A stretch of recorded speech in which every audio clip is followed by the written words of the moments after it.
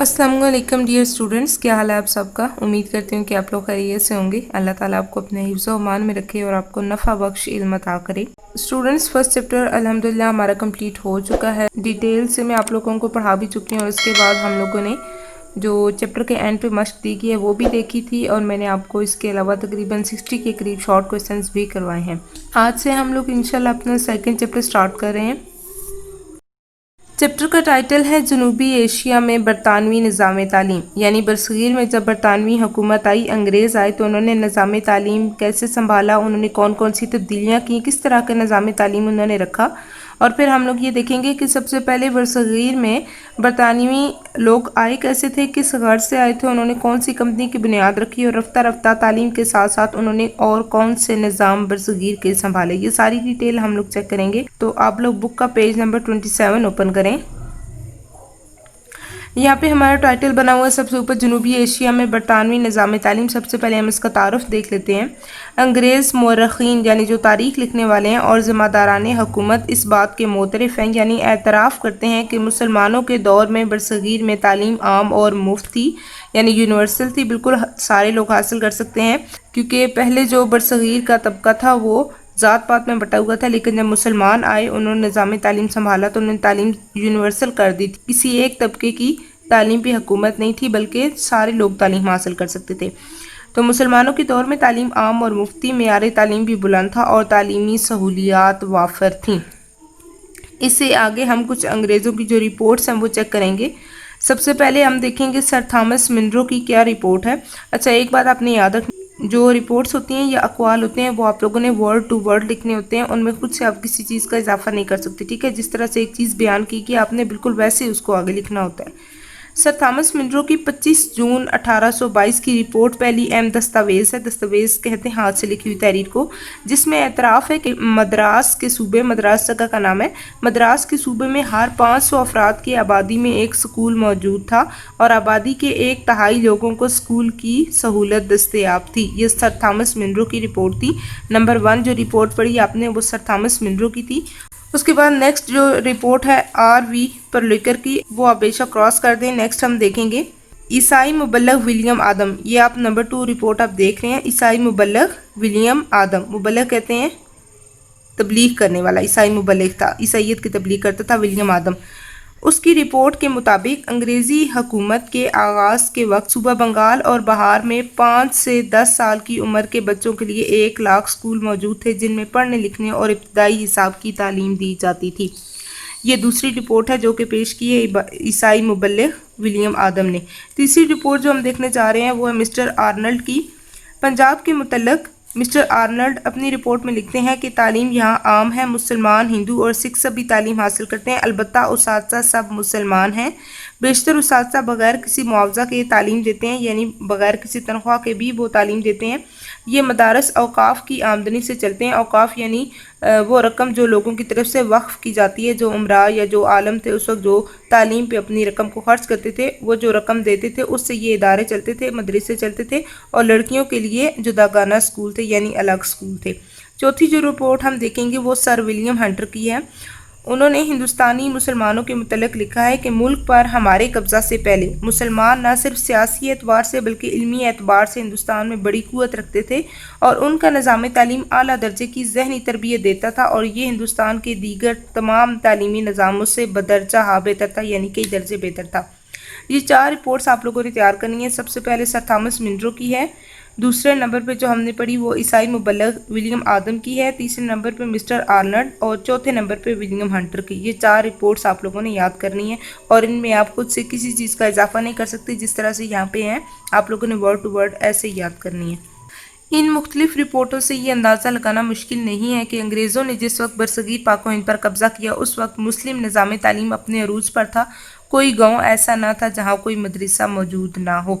यहाँ तक हम लोगों ने ये देखा कि बरसगीर में जब अंग्रेज़ आए उनके आने से पहले मुसलमानों का निज़ाम तालीम कैसा था। अभी हम आगे देखेंगे कि अंग्रेज़ बरसगीर में कब आए, उन्होंने कैसे वहाँ पे हुकूमत स्टार्ट कर ली। انگریز برصغیر پاک و ہند میں تجارت کی غرض سے آئے اور بالآخر اس ملک کے حکمران بن گئے۔ کس غرض سے آئے تھے؟ تجارت کی غرض سے آئے تھے اور یہاں پہ انہوں نے رفتہ رفتہ حکمرانی سنبھال لی۔ ایسٹ انڈیا کمپنی نے تجارت سے زیادہ ایک نمایاں سیاسی حیثیت اختیار کر لی۔ 1757 میں جنگ پلاسی کے بعد یہ ایک حکمران طاقت بن کر ابھری۔ جنگ پلاسی اردو میں جنگ کا نام ہے، جنگ پلاسی در حقیقت یہ بنگالی زبان کا لفظ پلاشی جس کے لفظی معنی بنگلہ کے ہیں اور اس کے معنی یہاں پہ جو بیان ہوں گے وہ پھولوں کا علاقہ ہے۔ پلاشی کہتے ہیں پھولوں کا علاقہ یا پھولوں کا بنگلہ۔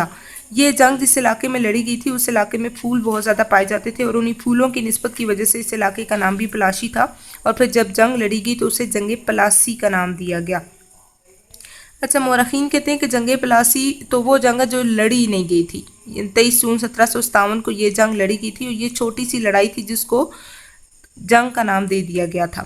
یہ لڑی نہیں گئی، یہ بات کس وجہ سے کہی گئی تھی کہ نواب سراج الدولہ جو کہ بنگال کے نواب تھے اور ان کے مقابلے میں انگریز جرنیل تھا کلائیو جس کا نام تھا، ان کے درمیان یہ جنگ ہوئی تھی، جنگ پلاسی، اور کلکتہ سے تقریباً 70 میل کے فاصلے پر ایک دریا تھا، دریا بھاگیرتی، اس کے کنارے یہ جنگ ہوئی تھی۔ انگریز جو جرنیل تھا وہ چاہتا تھا کہ تمام جو بنگال ہے اس پہ قبضہ کر لے۔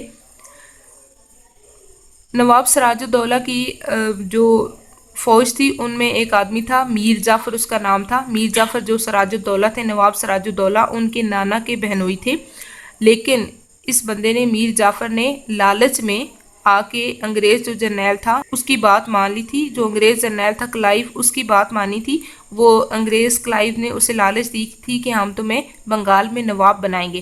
اس کے علاوہ ایک اور آدمی تھا جس کا نام تھا اوما چاند، اس کو انہوں نے، وہ ایک سیٹ تھا اور اس کو یہ لالچ دی گئی تھی کہ اس کو بہت سا روپیہ دیا جائے گا، بہت سی رقم دی جائے گی، اور پھر بعد میں یہ معاہدہ بھی جھوٹ ثابت ہوگا۔ انہوں نے نہ تو کسی کو کوئی نوابی دینی تھی اور نہ ہی کسی قسم کی کوئی رقم دینی تھی، صرف ان کا مقصد کیا تھا کہ بنگال کے اندر کے جو لوگ ہیں یا نواب سراج الدولہ کے جو رعایا ہے، جو ان کی لوگ ہیں، ان کو اپنی طرف لایا جائے اور پھر تمام لوگوں کو ذہنی غلامی میں جکڑ کے وہاں پہ اپنی حکومت سٹارٹ کی جائے۔ جب جرنیل کلائیو جو تھا انگریز جرنیل، اس نے نواب سراج الدولہ پہ چڑھائی کی تھی تو اس کی فوج میں بہت کم لوگ تھے، تقریباً 3000 کے قریب لوگ تھے، جس میں 500 گورے تھے اور باقی 2500 ہندوستانی تھے، اور نواب کے پاس اس وقت بہت زیادہ فوج تھی، تقریباً 50,000 کے قریب جو ہے وہ لوگ موجود تھے اور 18,000 گھڑ سوار تھے اور 55 توپیں تھیں، لیکن فوج کے ہر آدمی کو میر جعفر نے اپنے اعتماد میں لیا کیونکہ وہ کلائیو سے ملا ہوا تھا۔ اسی وجہ سے نواب جو ہے وہ میدان جنگ میں ناکام ہو گئے اور گرفتار ہو کر میر جعفر کے بیٹے کے ہاتھوں قتل ہوئے تھے۔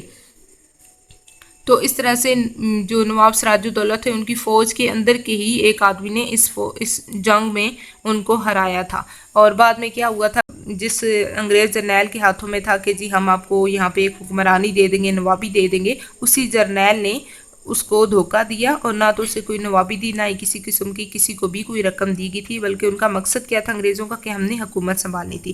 یہ جنگ پلاسی کا تھوڑا سا ایک بیک گراؤنڈ تھا جو کہ میں نے آپ لوگوں کو بتا دیا۔ آگے ہم دیکھتے ہیں کہ 1765 میں مغل حکمران شاہ عالم نے بنگال، بہار اور اڑیسہ، یہ جگہوں کے نام ہے، برصغیر میں جگہوں کے نام ہے، اڑیسہ کا انتظام انگریزوں کے حوالے کر دیا۔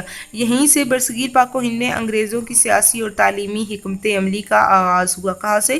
1757 میں تو جنگ پلاسی ہوئی تھی نا، لیکن اس سے پہلے ہی 1765 میں جو ہے وہ وہاں پہ انہوں نے حکومت سنبھالنا شروع کر دی تھی۔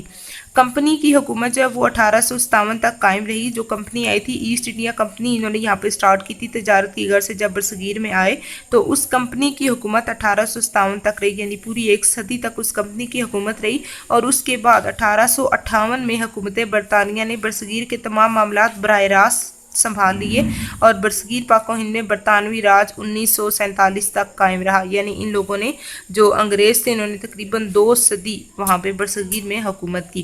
اگر 1757 سے لے کر 1947 تک کے اس دور کا جائزہ لیا جائے، 1757 یعنی جب برصغیر پاک و ہند میں ایسٹ انڈیا کمپنی کا آغاز ہوا، تب سے لے کر 1947 تک جب برصغیر کو 2 حصوں میں تقسیم کیا گیا، ہندوستان اور پاکستان، اس دور تک کا جائزہ لیا جائے تو سب سے پہلی اور اہم بات جو ہمیں محسوس ہوتی ہے وہ یہ ہے کہ کمپنی اور برطانوی حکومت کے ادوار میں تعلیمی نقطہ نظر سے کوئی فرق نہیں ہے، یعنی جو تعلیمی پالیسی کمپنی نے بنائی تھی بالکل ویسے ہی جب ڈائریکٹ برطانوی حکومت وہاں پہ حکومت سنبھالی تو تو ان کی بھی تعلیمی پالیسی ایسی تھی۔